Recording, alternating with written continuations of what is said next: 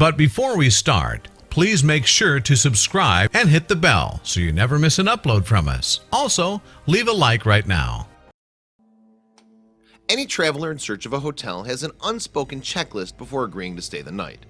They need to make sure the price is fair and the linens are clean, of course. It's also important to know if the hotel is located in a safe neighborhood.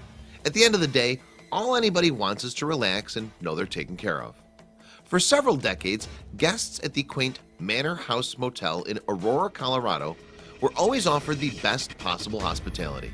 While it wasn't anything fancy, most guests would stay for a day or two and be back on the road in the morning, no worse for the wear.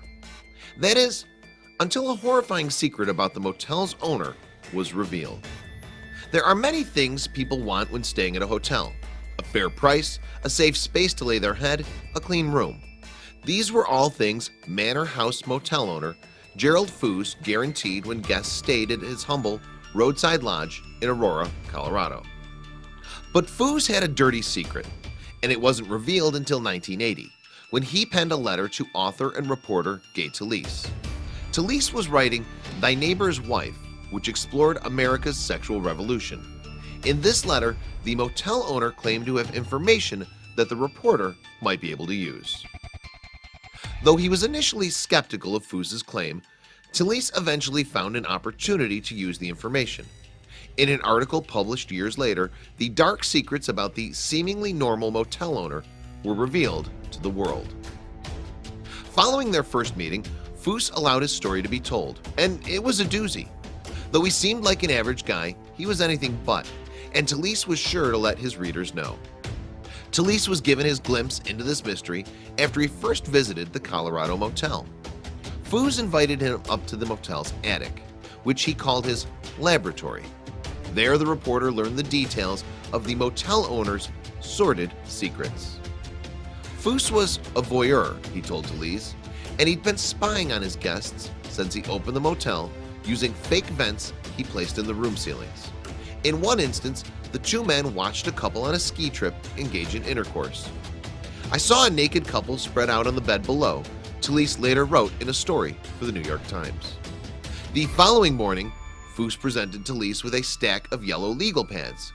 These papers, he claimed, were essential to understanding exactly why he'd been spying on his guests for so many years. I would be up on the platform every night until dawn. It was quite tiring up there, Foos explained of his eerie secret. Then I would write as soon as I got down. I wanted to do it while it was fresh on my mind.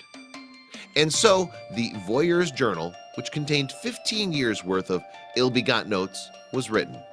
Despite his actions, Foos insisted that he never saw himself as a peeping Tom. I didn't start this purely for sexual pleasure. Sure, it was part of the deal, but I really wanted to find out what people were like in private, he claimed. In these notes, which dated back to 1973, Foos had written an annual report he claimed attempted to identify social and cultural trends. In it, he cataloged all sorts of intimate details of people's lives. For example, Foos had an affinity for categorizing his guests based on the strength of their libido.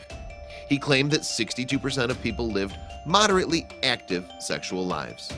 12% of all observable couples at the hotel are highly sexed, and 22% had a low libido. Foos' notes, however, didn't only detail guests' sexual exploits, but other strange behaviors as well. In one instance, he claimed to have been a witness to an actual murder, which he never reported to the authorities. I used to strike up conversations with people deliberately, and they would seem so pleasant, he stated. Then, behind closed doors, it was often the nice one that behaved the worst. People are liars, and society is so corrupt, he said, somewhat ironically considering his own behavior. Oddly, Talese never reported any of this to authorities, even though he'd been privy to all of the ongoings at the Manor House Motel.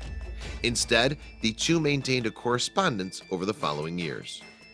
The reporter wasn't the only person who knew about Foos's horrifying voyeurism habits. Donna, Foos' first wife, helped install the vents into the guest rooms. After she passed away in the 1980s, Foos married a woman named Anita, who also helped in the nefarious endeavor. For his part, Foos said he found his wife's willingness to participate in voyeurism strange. Not many women are voyeurs, he once stated. By contrast, all men are voyeurs, about 98% anyway. The other 2% are liars. One question remained though. Why had the reporter waited so long to publish such an incendiary story? Turns out, Foos had made him sign a non-disclosure agreement when they first met. It maintained Talise's silence until the statute of limitations on Foos' alleged crimes expired. When Talise finally published Foos' story, titled The Voyeur's Hotel, a number of people noticed holes in the story. For instance, one reporter discovered that Foos hadn't owned the motel during a portion of the story. Soon, people began to wonder about the murder Foos claimed to have witnessed. Authorities and the local coroner's office had no record of such a crime happening during the time Foos made his claim.